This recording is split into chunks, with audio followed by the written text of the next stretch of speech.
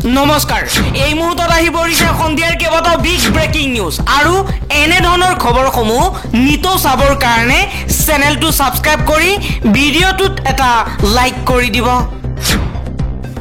এই মুহূৰ্তত জনাই আছো এটা ব্ৰেকিং নিউজ মহাত্মা গান্ধীৰ হত্যাকাৰী নাথুৰাম গডছেক সমৰ্থন কৰিছে বিতৰ্কিত লেখিকা শিখা শৰ্মাই ফেচবুকত এটা পোষ্টত কৈছে নাথুৰাম গডছ মূলতঃ দেশ প্ৰেমিক আছিল নাথুৰাম গডছেই হিন্দুৰ ভৱিষ্যতৰ বাবে চিন্তা কৰিছিল এনেকুৱা ভাল মানুহ পোৱাটো কঠিন মহাত্মা গান্ধীৰ মৃত্যু বাৰ্ষিকীত মহাত্মা গান্ধীৰ হত্যাকাৰী নাথুৰাম গডছেক সমৰ্থন কৰিছে শিখা শৰ্মাই দিল্লীৰ প্ৰাক্তন মুখ্যমন্ত্ৰী অৰবিন্দ কেজৰিৱালৰ বিৰুদ্ধে সৰব হৈ পৰিছে অসমৰ মুখ্যমন্ত্ৰী হিমন্ত বিশ্ব শৰ্মাই কৈছে অৰবিন্দ কেজৰিৱাল বহুদিন তিহাৰ জেলত থকাৰ বাবে মানসিকতা অপৰাধী হৈ পৰিছে চৰকাৰী হস্পিটালত ঔষধ নোপোৱাক লৈ হিমন্ত বিশ্ব শৰ্মাৰ চৰকাৰৰ ডাঙৰ ঘোষণা এতিয়াৰ পৰা হাস্পতালত নথকা ঔষধ লিখিব নোৱাৰিব চৰকাৰী চিকিৎসকে চৰকাৰী হাস্পতালত চিকিৎসকে লিখা ঔষধ নাপালে দিব পাৰিব অভিযোগ মুখ্যমন্ত্ৰী হিমন্ত বিশ্ব শৰ্মাই কিছু সময় পূৰ্বে এই ডাঙৰ ঘোষণা কৰিছে আৰু ইয়াক লৈ হোৱাটছআপ নম্বৰ মুকলি কৰিব ৰাজ্য চৰকাৰে হাস্পতালত নথকা ঔষধ দিব নোৱাৰিব চৰকাৰী চিকিৎসকে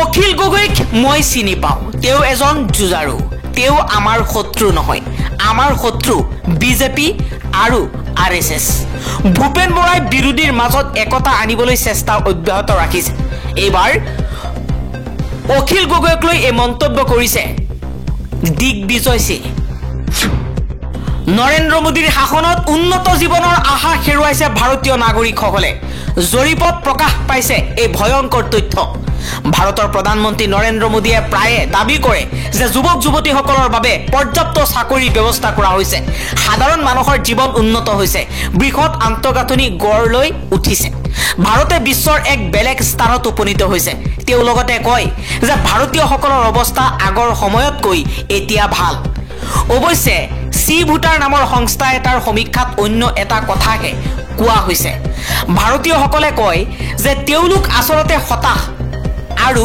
মোদীৰ শাসনত তেওঁলোকৰ জীৱনৰ মান উন্নত হোৱাৰ কোনো সম্ভাৱনা তেওঁলোকে দেখা পোৱা নাই মূলতঃ দৰমহা বৃদ্ধিৰ অভাৱ আৰু দিনক দিনে সামগ্ৰীৰ দাম বৃদ্ধি পোৱাৰ বাবে তেওঁলোক হতাশ হৈ পৰিছে আৰু এই হতাশগ্ৰস্ত লোকৰ সংখ্যা দিনক দিনে বাঢ়িবলৈ ধৰিছে এইখন ভাৰতত সি ভোটাৰে কয় সংস্থাটোৱে বিভিন্ন ৰাজ্যৰ 5269 জন প্ৰাপ্তবয়স্কৰ ওপৰত এই প্ৰি বাজেট সমীক্ষা চলাইছিল ইয়াৰে 37% কয় যে আগন্তুক বছৰত সাধাৰণ মানুহৰ জীৱন ধাৰণৰ মানদণ্ড আৰু অধিক হ্ৰাস পাব সি ভোটাৰে প্ৰকাশ কৰা অনুসৰি 2013 চনৰ পাছত প্ৰথমবাৰৰ বাবে ইমানবোৰ লোকে নিজৰ জীৱন ধাৰণৰ মানদণ্ড হ্ৰাস পোৱাৰ কথা কৈছে উত্তৰ প্ৰদেশৰ মহাকুম্ভ মেলাত পদপিষ্ট হৈ মৃত্যু হোৱাৰ পাছতহে গা লৰিল চৰকাৰৰ মহাকুম্ভৰ ব্যৱস্থাপনাত ব্যাপক সালসলনি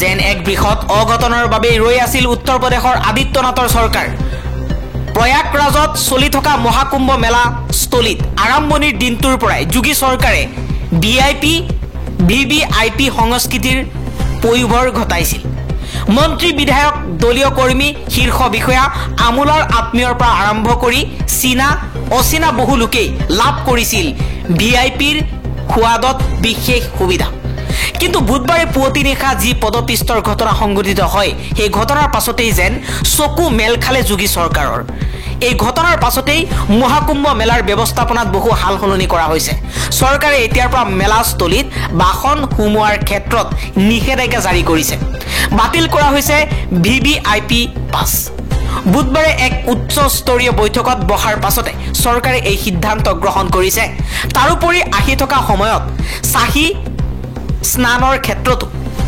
নিৰাপত্তা ব্যৱস্থা কেনেধৰণৰ কৰা হ'ব সেয়া লৈও অধিক চিন্তা কৰা হৈছে উল্লেখ্য যে মহাকুম্ভ মেলাত হোৱা পদপিষ্টৰ ঘটনাৰ প্ৰকৃততে কিমান ভক্তৰ মৃত্যু হৈছে সেয়া এতিয়াও স্পষ্ট হোৱা নাই বহু লোক আঘাতপ্ৰাপ্ত হৈছে লাহে লাহে মৃত্যুৰ মুখত গৈ আছে বুধবাৰৰ বিয়লিলৈকে 10 জন লোকেই বাতৰি প্ৰচাৰিত হৈ আছিল যদিও পাছত 30 জন লোকে মৃত্যুবৰণ কৰিছে। মৃতকৰ প্ৰকৃত সংখ্যা কিমান সেয়া লুকুৱাবলৈ চেষ্টা অব্যাহত ৰাখিছে আদিত্য নাথৰ চৰকাৰে। যদিও এতিয়া 30 জন লোকৰ মৃত্যু হোৱা বুলি কোৱা হৈছে, তথাপিও এই সংখ্যা আৰু অধিক হোৱাৰ সম্ভাৱনা আছে বুলি সন্দেহ কৰা হৈছে, কিয়নো এতিয়াও সন্ধানহীন হৈ আছে বহুজন। হাস্পতালত আত্মীয়ৰ সন্ধানত নামিছে বহু লোক, আনকি মৰ্গতো আত্মীয়ৰ সন্ধানত নামিছে একাংশ। হিমন্ত বিশ্ব শৰ্মাৰ বিৰুদ্ধে সৰব হৈ পৰিছে আমচুৰ সভাপতি ৰেজাউল কৰিম চৰকাৰ। ৰেজাউল কৰিম চৰকাৰে কৈছে চৰ অঞ্চলৰ উন্নতি নহলে অসমৰ উন্নতি সম্ভৱ নহয়। চৰৰ মানুহক শান্তিত জীয়াই থাকিবলৈ দিয়ক। বসুন্ধৰাৰ জৰিয়তে সকলোকে ভূমি পট্টা দিলে, কিন্তু চৰৰ মানুহক ভূমিৰ পট্টা নিদিলে হিমন্ত বিশ্ব শৰ্মাৰ চৰকাৰ। কিন্তু কিয়? সকলোকে সমান চকুৰে চোৱাৰ আহ্বান জনালে আমচুৰ সভাপতি ৰেজাউল কৰিম চৰকাৰে। পৰৱৰ্তী খবৰ, আজি জাতিৰ পিতা মহাত্মা গান্ধীৰ মৃত্যু বাৰ্ষিকী। সত্য আৰু অহিংসাৰ পূজাৰী জাতিৰ পিতা মহামানৱ মহাত্মা গান্ধীৰ মৃত্যু বাৰ্ষিকীত তেখেতক শ্ৰদ্ধাৰে সোঁৱৰিছো। পৰৱৰ্তী খবৰ, ইংৰাজী ভাষা নিজৰ সন্তানক নিশিকালে সন্তানৰ অন্যায় কৰা হ'ব, কিন্তু সেয়া নিজৰ ভাষাৰ বিনিময়ত নহয়। কাৰণ মই ক'লো তুমি শুনিলা ধৰণৰ ভাষা কেৱল এটা যোগাযোগৰ মাধ্যম নহয়, আমাৰ সংস্কৃতি, আমাৰ পৰম্পৰাক কঢ়িয়াই ফুৰা এখন বাহন হ'ল ভাষা। নিজৰ সন্তানক নিজৰ ভাষা নিশিকোৱাটো ঠিক এজোপা গছক ঢাল, ঠেঙুলি আৰু পাত দি শিপা কাটি দিয়াৰ দৰে ঘটনা।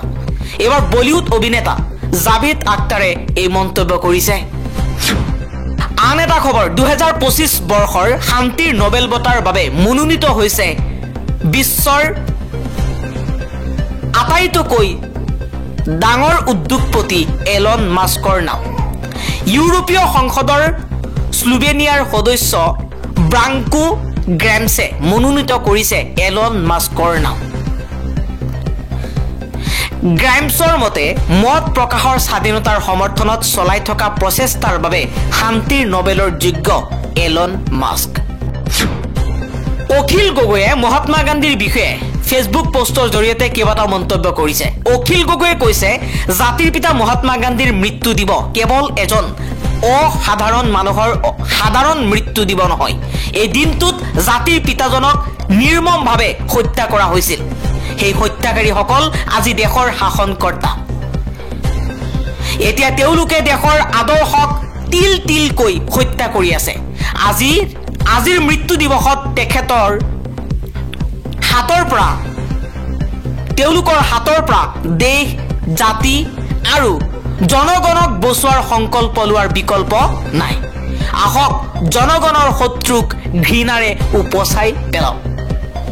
অখিল গগৈয়ে কাক উদ্দেশ্য কৰি এই মন্তব্য কৰিলে হয়তো কোৱাৰ কোনো প্ৰয়োজন নাই। মহাত্মা গান্ধীক নাথুৰাম গডছে হত্যা কৰিছিল।